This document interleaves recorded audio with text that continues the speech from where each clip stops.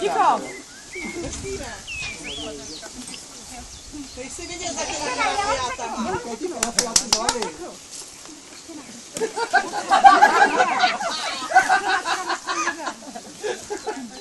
Já nemůžu. A na hlas. Dobrý večer, vážení televizní diváci. Vítáme vás u zpráv z roku 1972. Vítá vás Saskie a Brigita. Rok 1972 nebyl bohatý na tragické události, ale i na události zcela výjimečné, z níž tu nejdůležitější si dnes připomínáme a slavíme. A to by chtělo, Brigito, slavit. Přípijte. Dobře Saskie. Chceš víc nebo míň? Míň, tak A tak už je byla ruka, tak na zdraví. Na zdraví. Když pomineme pády několika letadel ve všech koutech světa, zemětřesení v Nikaraguji a potopení jachty po útoku kosatek dravých Galapágách, zbývají nám samé pozitivní zprávy, že Saskie? Ano, Brigito. V tomto důležitém roce se narodili americký herec Ben Affleck, herečka Cameron Diaz, japonský zpěvák Yuri Isua, mimochodem můj oblíbený, indický zápasník Dalishing Rána, ukrajinská krasoplvařka Oksana Griščuk a francouzský fotbalista Zinedine Zidane. Ano, to jsou slavní a důležití lidé, ano, ale zdaleka nedosahují velikosti a významu osobnosti, o které, milí diváci, se v našich zprávách ještě nezmíníme. Vůbec. A teď nám Saskie prosím pověz, jaké skvělé filmy nám přinesl tento rok. Milá ráda, Brigito. Byly to dva matři mezi nebem a peklem. Ajitka,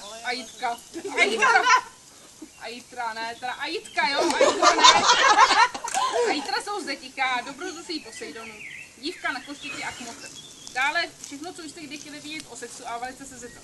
To já bych se teda vůbec nebála. Já vím. A to zaslouží přípitek. To ještě nemáš přípitek.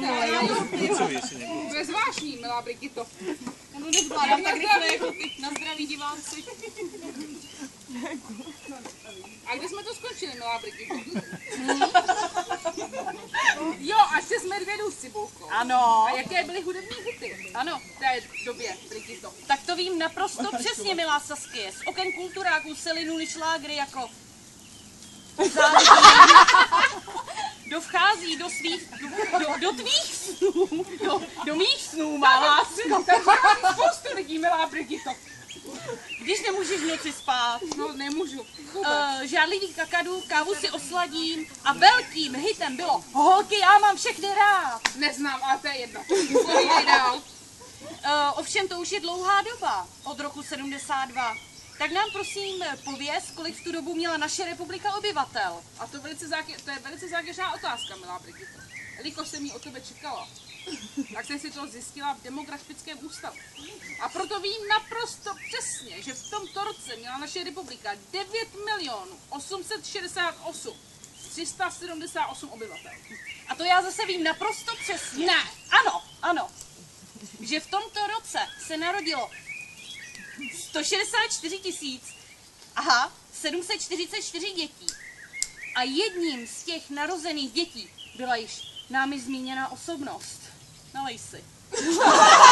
Ale Brigito, ty to nesmí jako já už tě neznám. Tak já ti tam cvrknu.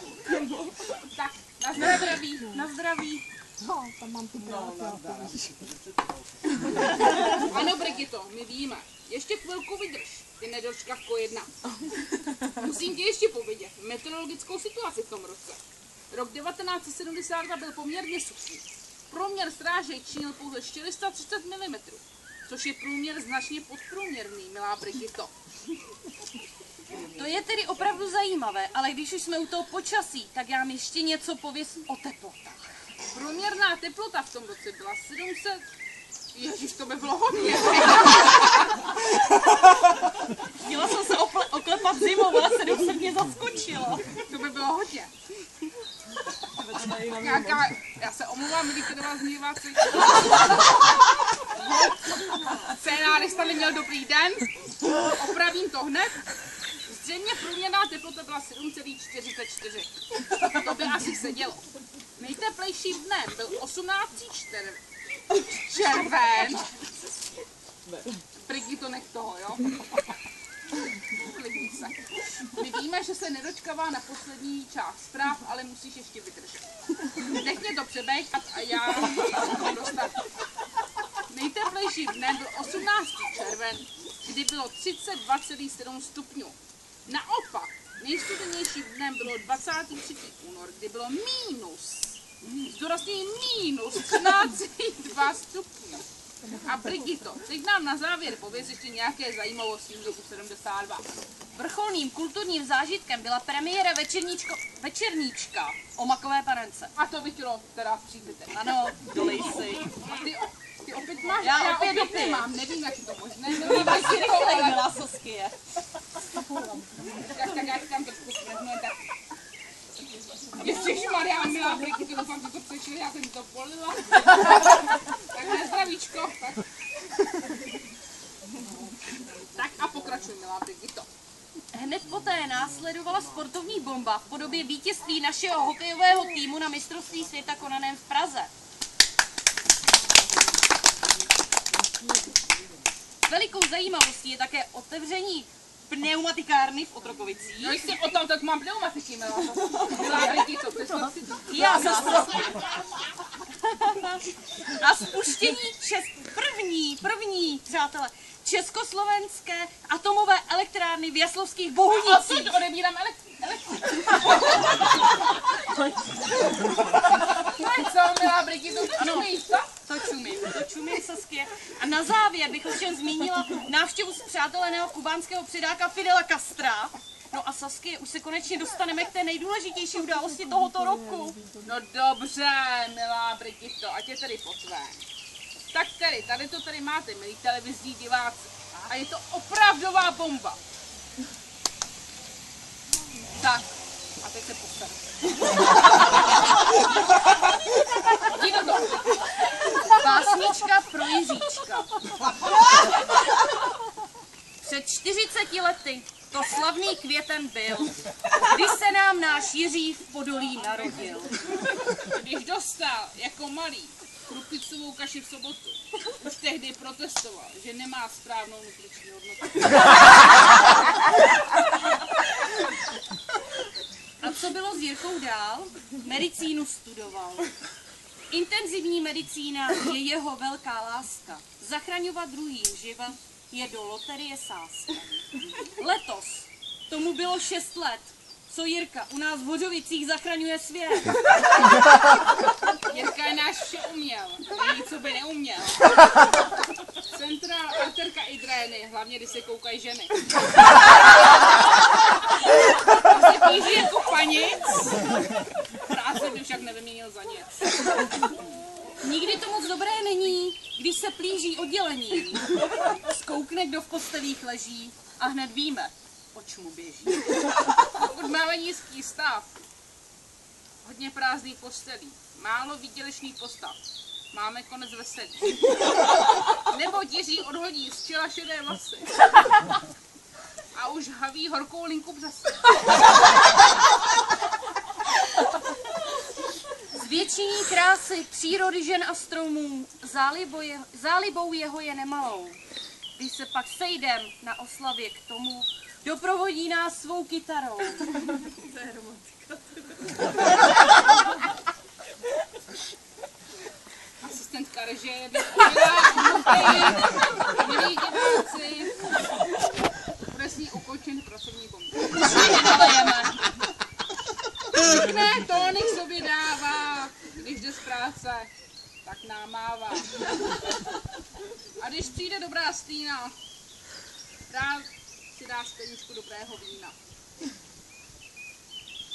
Tady máš od nás, Jiříčku, tuhle vtipnou básničku. Doufáme. Užívej, co dáno je ti z hůry, ať nápady tě neminou, když skládáš tóny do své partitury, nebo s foťákem touláš se krajinou. Přejeme ti hodně štěstí, zdraví, lásky, hodně peněz, žádné vrásky. Hezké fotky ve tvém objektivu ať si dál rád v našem kolektivu.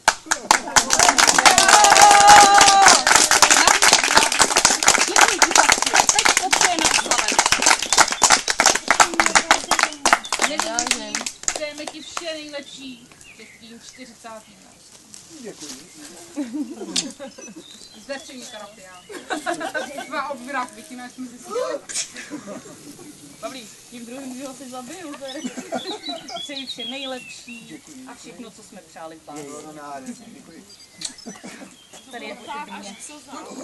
Tak všechno nejlepší na celý kolektiv a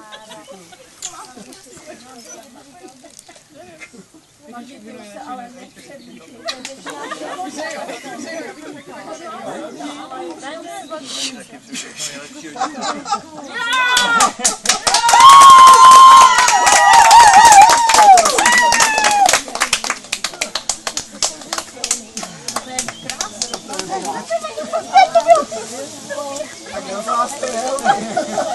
Sliben! Jsme ti dávali vybrat, která se ti líbí.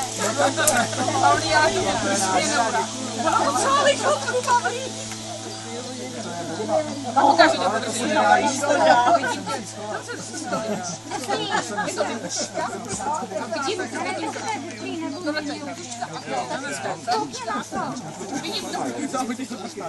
Tak vám to věnuju. Ne, družba.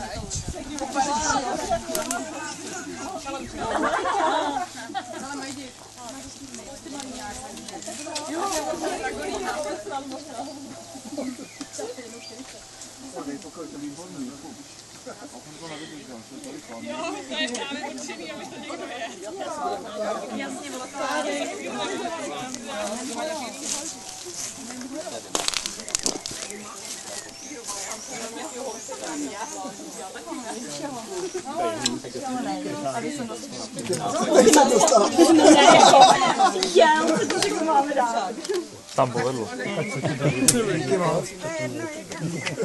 Počkej, já jo. Oni jsou všade, oni jsou všade. Což jenom ten dor. Taky čekáka. Já taky. Tak Jirka má nějaký význam. No to jsme neříkali. To tam prostě dala. Co? Tu kérku a ten piercing.